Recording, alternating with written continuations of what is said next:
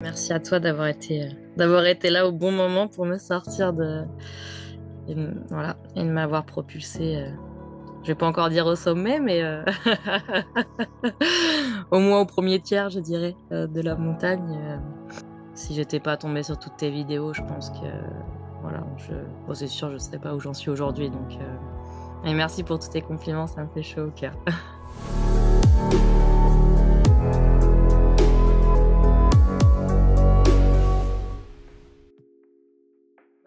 Qu'aujourd'hui, j'ai monté mon entreprise dans le bâtiment il y a 11 ans et qu'aujourd'hui, après avoir travaillé beaucoup et durement, aujourd'hui, je suis la personne qui a fait cette société, qui est libre en fait d'avoir une société qui fonctionne sans avoir réellement besoin de moi à 100% en fait. Voilà. Alors, ce qui s'est passé, c'est que j'avais des parents agriculteurs, voilà, et moi j'ai toujours aimé le travail manuel, mais je me voyais pas être maçon ou être agriculteur ou autre. Et je suis tombée sur la bonne personne qui m'a fait aimer ce métier, mon ancien patron. Et du coup, voilà, j'avais fait un bac scientifique avant, j'ai tout abandonné pour repartir là-dedans à 19 ans. Donc j'ai tout appris, tout d'ailleurs, à 19 ans. Et un jour, il m'a dit, je suis partie à la retraite, donc voilà. Donc bah, ce jour-là, c'était soit j'allais postuler chez Pôle emploi, soit je prenais mon courage à deux mains et je sautais la rivière sans le pont, et voilà. Et c'est ce que j'ai fait. C'est ce que j'ai fait. Je me suis retroussé les manches pendant un paquet d'années. Et voilà, aujourd'hui, j'en suis arrivée ici. Ça fait plus d'11 ans que je suis dans le bâtiment. Le plus dur a été d'être une femme et de s'installer dans un monde d'hommes, je pense. Voilà, ça a été la chose la plus compliquée à faire. Mais à partir du moment où on a le mental et la foi, tout va bien. Et qu'on sait ce qu'on fait, qu'on a confiance en soi, tout ne peut que marcher. Voilà. Absolument pas. Quand je me suis lancée, je savais pas remplir un devis, je savais pas faire une facture, je savais pas faire le relationnel avec les clients. Moi, j'étais une personne de terrain, j'étais pas une personne de l'administrative, j'étais une gamine, hein, j'avais 22 ans quand j'ai repris, 23 ans. Donc voilà, je sortais de l'école, je sortais de l'apprentissage, donc je savais absolument rien faire en fait. Après, j'ai envie de te dire on apprend sur le tas. On apprend sur le terrain. Après, il faut savoir s'entourer des personnes compétentes.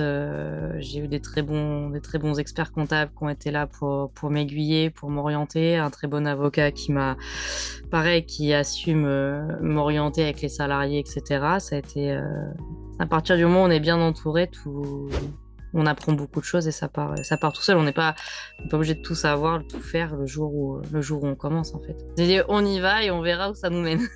On saute et on verra où ça nous mène. C'était ça. Et au final, pour rien au monde, au jour d'aujourd'hui, je regrette de l'avoir. S'il n'y avait pas eu le soutien de mon mari, le soutien des gens autour de moi pour me dire, vas-y, t'as une occasion en or de y aller, fonce, t'auras peut-être pas deux fois l'occasion comme ça de le faire. C'est clair que s'il avait pas été là, et s'il m'avait pas mis un bon coup de pied au cul pour démarrer, je sais pas si je l'aurais fait. Il a toujours été là. On a eu des bons et des mauvais moments, mais il a toujours été là, il m'a toujours soutenu. Et au jour d'aujourd'hui, ben, ça fonctionne. Il est rentré dans l'entreprise depuis 7 ans. Donc moi, c'est la 12e année que je suis à mon compte. Ça fait 7 ans qu'il est rentré dans l'entreprise avec moi. Et voilà, et ce qui nous a permis d'avoir nos enfants, ce qui nous a permis de beaucoup de choses en fait qu'on n'aurait certainement pas pu avoir si j'étais restée seule sans lui à ce moment-là, ouais, c'est clair. Bah du coup j'y suis allée. Après c'est sûr, hein, c'est des craintes à longueur de journée, et c'est ce qui m'a peut-être amené à avoir aussi peur à la fin, avant de te rencontrer. Voilà, hein, c'était vraiment, on est arrivé à un stade où ça tout devenait compliqué en fin de compte. Mais après, l'avantage d'avoir une entreprise, voilà, moi j'ai une entreprise avec des salariés, donc c'est plus facile. Moi, je cherchais la liberté, en fait, la liberté d'être patron, ne pas, euh, ne pas être obligé d'obéir aux ordres de quelqu'un, ne pas, voilà, c'était ça, moi, mon optique. Puis, de toute façon, j'avais un mental de patron, donc, mais je pouvais pas rester salarié des années, c'était pas possible. Les 2 plus gros problèmes, c'était, la pression que les gens nous mettaient. Cette pression d'être obligé d'aller toujours plus vite, de fallait faire bien, mais toujours plus vite, toujours moins cher, toujours, voilà, ce que comme je disais, en fait, moi, je faisais 90 de pavillons neufs et je refusais de faire des particuliers et parce que les particuliers, il faut prendre le temps, il faut prendre les choses, les faire, voilà, et en fait, c'est le temps que j'avais pas. Voilà, c'était ça. C'était, j'en demandais toujours plus à mes salariés qui, au bout d'un moment, finissaient par péter les plombs, donc c'était des tensions continues. C'était des tensions à la maison, c'était, entre 2, voilà, j'ai eu les enfants, donc c'était compliqué, enfin, tout le monde sait qu'à partir du moment où la maman ou papa ne va pas bien, bah, on sait que les enfants, bah, c'est pareil pour eux. Donc, on est arrivé dans un combat de boxe, permanent, en fait, du soir au matin et du matin au soir, que ça soit avec les salariés, les clients, les partenaires, le couple, enfin tout partait en vrille, enfin tout partait en vrille. Et je suis tombée bien presque, enfin, je suis tombée en dépression après la naissance de mon deuxième enfant, ouais, j'étais prête à tout plaquer, les enfants, le mari, j'étais prête à me barrer, à tout lâcher, dire c'est bon, j'en ai ras le bol en fait, c'est plus possible. Laissez-moi tranquille, j'ai juste besoin de plus rien penser, de faire un vide complet dans ma tête et de tout lâcher, quoi. Ça a été ouais, la pression, le plus gros problème, ça a été la pression, ouais, c'est ça. Alors pour le coup, non, j'ai pas. Alors si, j'ai essayé, voilà, j'ai essayé des séances d'hypnose, j'ai essayé la kinésiologie, j'ai essayé, voilà, pour éliminer toutes ces peurs, tous ces stress, mais en fait, si j'avais envie de te dire, c'était une petite couche qui était enlevée, en fait. Il y avait pas de, voilà. Et puis en fait, moi, ce qui m'a fait tilt, c'est quand je suis tombée. Un jour, j'ai dit, ce que j'entends mes guides me parler régulièrement. Et un jour, je leur ai dit, j'en ai marre, je vais tout plaquer et on va s'arrêter. Enfin, on va tout arrêter, en fait. Ou alors, faut me donner une solution. Ils m'ont dit, on va te donner la solution demain. Et je suis tombée sur ta vidéo une fois. Bon, j'ai dit, bon, bah, je suis passée, tu vois. Je suis tombée 2 fois, je suis tombée 3 fois, je suis tombée 4 fois. Je crois que je suis tombée une dizaine de fois dans la journée sur la même vidéo, sur ta vidéo. Et là, je me suis dit, bon, bah, au bout d'un moment, c'est plus un, c'est plus une vidéo quelconque sur laquelle je tombe. Donc, c'est là où j'ai commencé à m'intéresser. Et là, je me suis dit, bon, après, ouais, tu parlais des heures miroirs, tout ça, où là, je me suis dit, ben oui, je passe encore mon temps à voir des heures miroirs, tu vois. Donc, c'est qu'il y a encore certainement des choses. Et voilà, mais avant, non, l'option réelle avant de te rencontrer, c'était de tout plaquer et de faire je sais pas quoi, parce que je sais pas faire autre chose pour le moment. Donc, non, non, t'as été entre guillemets, un peu mon sauveur pour le coup.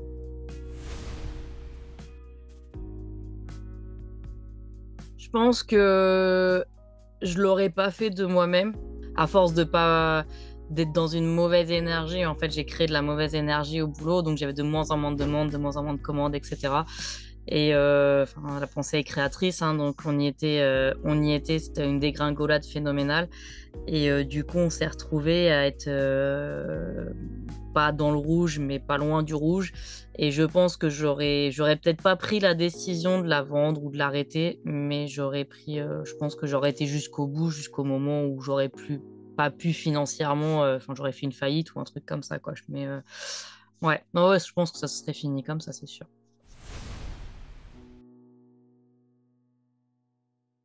Oui, oui, j'ai eu peur, hein. Sur le coup, je me suis dit, «Ouh là là, est-ce que c'est pas un charlatan qui va juste me prendre, me prendre un peu d'argent, un peu beaucoup d'argent et qui va finalement me vendre du foin?» Encore une fois, je suis restée, guidée par mes guides, en fait, qui m'ont dit: «Si on t'a mis là, c'est que si on l'a mis là, c'est qu'il y a une raison, en fait, donc maintenant fonce». Et bah, du coup, j'ai écouté mon instinct et je suis arrivée, mais oui, oui, j'avais très peur, hein. Je me suis dit, bon, je dis après, de toute façon, au pire, il m'arrivera pas grand-chose. Au pire, je perds un peu je perds de l'argent pour le coup. Mais bon, voilà, je me voyais pas ne pas, avec tout ce que mes guides m'envoyaient, je me voyais pas dans ne pas essayer, en fait. Ah bah, oui, oui, oui, bah, tu vois, tu parles des heures miroirs, je crois qu'il y avait pas une heure où je voyais pas une heure miroir, hein. C'était vraiment, tu avais des trucs, tes vidéos qui revenaient en boucle, c'était pas anodin, hein. Tu tombes pas sur des trucs, c'est ouais, ouais, si tu sais si on t'envoie des signes, c'est pour les écouter, c'est pas fait pour les. Après nos premiers échanges, j'ai senti une excitation. J'avais hâte, tu vois? Tu m'avais donné rendez-vous, je crois, une semaine ou 15 jours après pour la première séance et j'avais trouvé ça trop long. Je me «Mais c'est pas possible, trop long, il faut que j'attende 15 jours».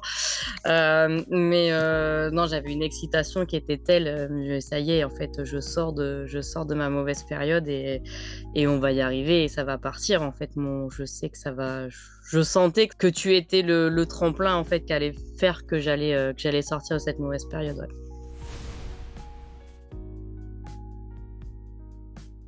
Oui, parce que t'as un côté déjà, il y a un truc que je tiens à souligner, c'est qu'il y a vraiment une partie de bienveillance partout, avec tout le monde, en fait. Et ça, c'est un truc, moi, qui m'a vraiment choquée quand je suis rentrée parce qu'on connaît personne et tout le monde est vraiment très gentil les uns avec les autres. C'est toujours, les gens peuvent parler de leur échec, les gens, ils vont être là pour lui tendre la main et dire: «Allez, c'est pas grave, tu vas y arriver, tu vas rebondir, tu vas repartir». Alors que si on regarde sur n'importe quel réseau social ou n'importe quoi, les gens sont ou même dans notre propre famille, hein, souvent quand on a un échec, les gens ils sont plus en train de nous remettre la tête sous la flotte plutôt que de nous tendre la main pour nous aider. Et ça, c'était un côté vraiment très cette bienveillance, moi, elle m'a beaucoup touchée. Bah, moi, tu as vu, je suis pas du genre à partager beaucoup, mais les peu de fois où j'ai partagé sur le groupe, cet élan d'encouragement que j'ai reçu, que ça soit de ta part, tu vois, quand tu m'as dit: «Tu peux être fier de toi, bravo», je fais: «Waouh!» Enfin, ça faisait je sais pas combien d'années qu'on m'a pas dit: «Tu peux être fier de toi, bravo». Enfin, c'était ça.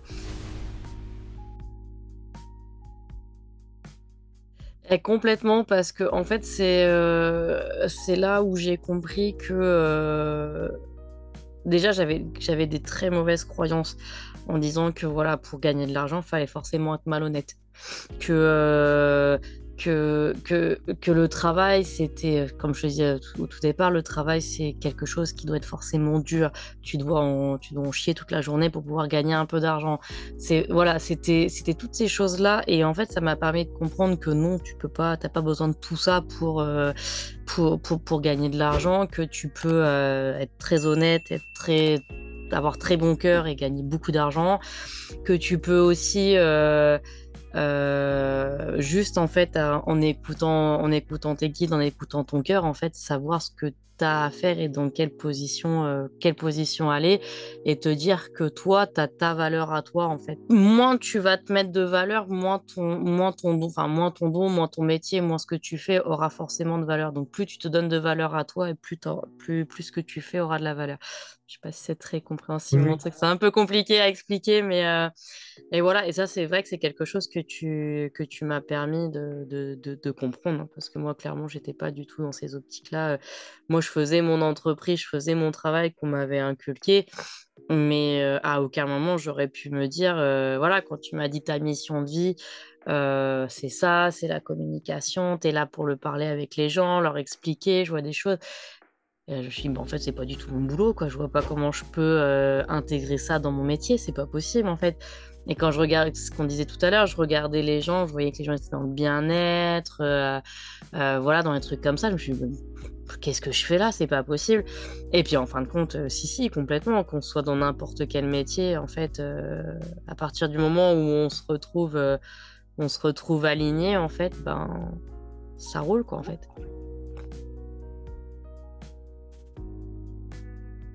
Ah bah, disons que sachant qu'à la fin, on était arrivé pratiquement à zéro, autant te dire que c'était très compliqué parce que quand tu as 0 et qu'il faut payer les salariés, l'URSSAF et tout ce qui va avec, tu vois les chiffres défiler, tu te dis: «Merde, on n'est pas arrivé au bout».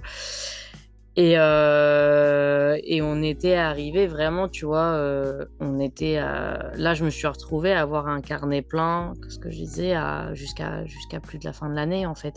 Là, j'ai des chantiers qui rentrent pour l'année prochaine, mai, juin, les clients qui appellent pour les terrasses, les extérieurs, des choses que je faisais pas, que je refusais de faire, que personne ne veut faire. Tu vois, on en parlait tout à l'heure, c'est des choses que personne ne veut faire, des terrasses. Et ben, nous, on y va, on le fait, et tu vois, je refusais de faire des particuliers là. Jusqu'à décembre, je suis plein, mais c'est que des particuliers, que des trucs spécifiques, que des trucs, voilà, que j'aurais jamais fait parce que non, ça prend trop de temps, non, c'est ceci, non, c'est cela.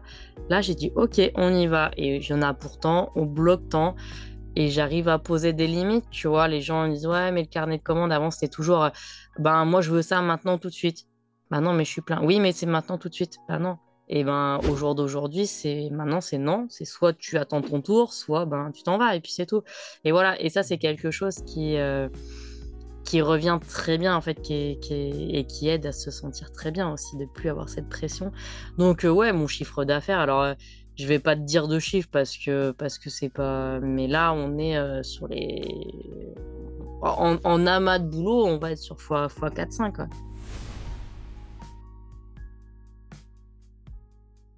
Non, je pense que c'est plus l'être pour le coup qui a été. Euh, qui m'a fait réexploser au niveau, en fait, niveau boulot. Parce que faire, j'ai envie de te dire, du carrelage, n'importe qui a envie de faire du carrelage est capable de faire du carrelage. C'est, c'est, c'est un métier. Alors oui, c'est spécifique, mais tu regardes un tuto sur YouTube et si tu as vraiment envie de faire du carrelage, tu feras du carrelage. C'est comme tu fais de la maçonnerie, pas de la maçonnerie, mais de la menuiserie ou autre. Voilà. Après, tu as le savoir-faire un peu plus. Mais c'est l'être, en fait, le fait de se retrouver à être content de rencontrer des clients, de retourner vers les clients, de, de vendre quelque chose où que toi tu vibres. Bah, en fait, moi, je le vibrais plus à la fin, hein. J'allais voir les clients, j'avais une tête de 3 mètres de long parce que ça m'embêtait de faire le rendez-vous avec le client. Mais au jour d'aujourd'hui, je suis contente quand je vais faire mes rendez-vous avec les clients. Donc, j'ai des rendez-vous à 18h, 19h le soir, c'est pas grave. Les clients, bah, j'ai que ce créneau-là, bah, je prends ce créneau-là, c'est pas grave. Donc, moi, je dirais la vibration, vraiment, l'être plutôt que le faire. Je, 100%.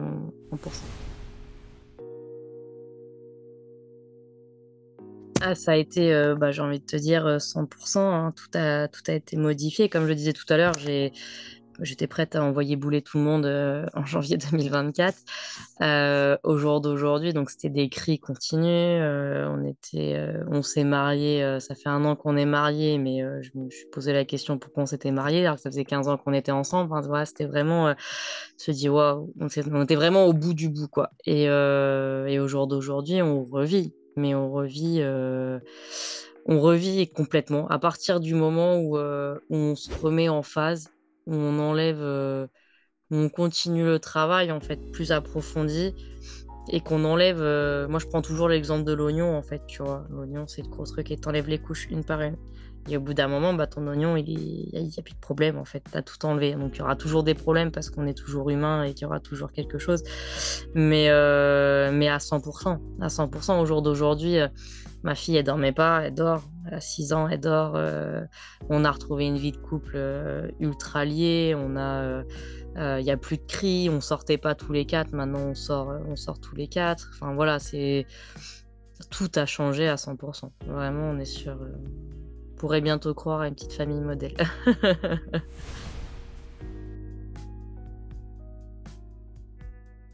J'ai envie de te dire que pour l'avenir, je suis pressée.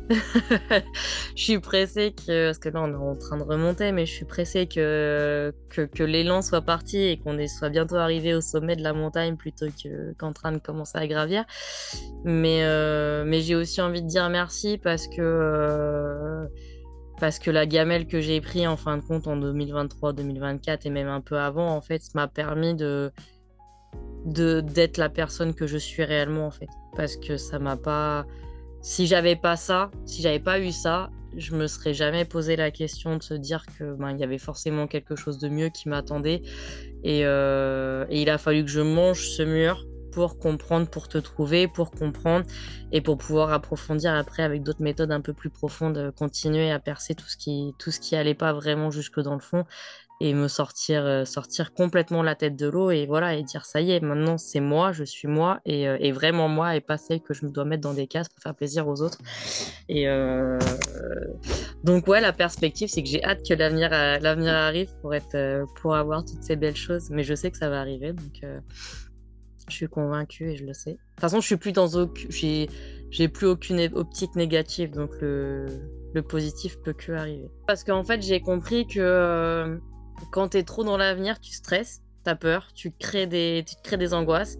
Euh, Et quand tu es dans le passé, ben, tu revis que la nostalgie, des mauvais moments, etc.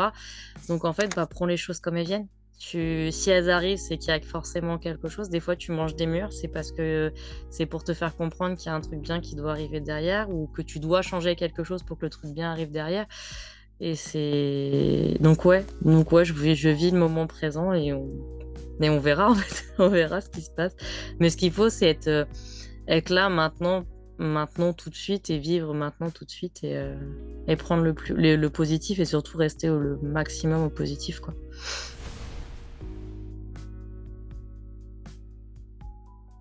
Pour le coup, j'en ai pas parlé.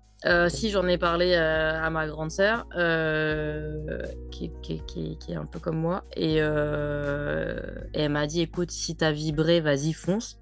Voilà, clairement. Elle m'a dit, de toute façon, il peut rien t'arriver, donc vas-y, fonce. Après, pour le reste, j'en ai pas parlé. À mon mari, je lui ai dit, écoute, j'ai attaqué une formation. Voilà, t'es content, pas content, c'est comme ça, tu prends les choses. Après, j'en ai pas parlé autour de moi parce que tu sais, les gens sont vite mauvaise langue, sont vite à t'envoyer des mauvaises ondes, etc. Et ça, je voulais pas. En fait, moi, ce que je voulais, c'était me retrouver moi et j'avais pas besoin des autres pour me retrouver moi. Et je pense qu'au jour d'aujourd'hui, ils sont encore beaucoup trop à être dans le terre à terre en fait. Et si tu commences à dire ma voix spirituelle ou autre, ils vont te regarder par chez nous, ils vont te regarder avec des yeux en disant oh là là, ça y est, emmenez-la à l'HP, elle ça va pas, il y a un problème. Donc moi j'ai préféré ne rien dire et on va essayer, on va voir, on va faire. Et puis après, si par contre si ça marche, on me dira mais qu'est-ce que t'as fait? Là, je pourrais dire bah voilà, j'ai fait ça. Puis il y a toujours le côté où, bon bah comme je te disais tout à l'heure, moi j'ai mis un peu de temps à me lancer. Je suis pas arrivée au bout des classes, je suis pas arrivée au bout du travail qu'il y a à faire, et loin de là. Mais du coup, ce qui nous permet aussi d'avancer à notre rythme en fait. On n'a pas quelqu'un derrière en train de nous dire bah alors t'en es où, tu fais quoi et je vois pas les résultats et ceci et cela.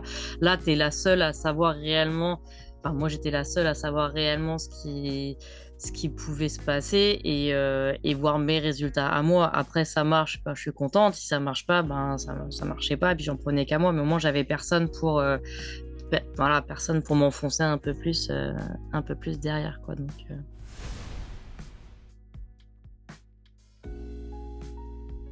je me dirais lâche rien, le soleil arrive. Voilà, le bonheur arrive. Ouais, c'est ça. Juste ça. Lâche rien, parce que j'étais prête à tout lâcher, et si j'avais tout lâché, non, je sais pas où on serait aujourd'hui. Ça, c'est quand même notre entreprise qui fait vivre toute la famille. Donc, maintenant qu'on est tous les deux dans l'entreprise, et elle nous apporte quand même beaucoup aussi. Donc, ouais. Lâche rien, le soleil arrive, ça serait le truc. Ben non, merci à toi d'avoir été là au bon moment pour me sortir voilà, et de m'avoir propulsée. Je vais pas encore dire au sommet, mais au moins au premier tiers, je dirais, de la montagne. Non, non, mais vraiment, vraiment un grand merci à toi parce que oui, si j'étais pas tombée sur toutes tes vidéos, je pense que voilà, bon, c'est sûr, je serais pas où j'en suis aujourd'hui. Donc, et merci pour tous tes compliments, ça me fait chaud au cœur.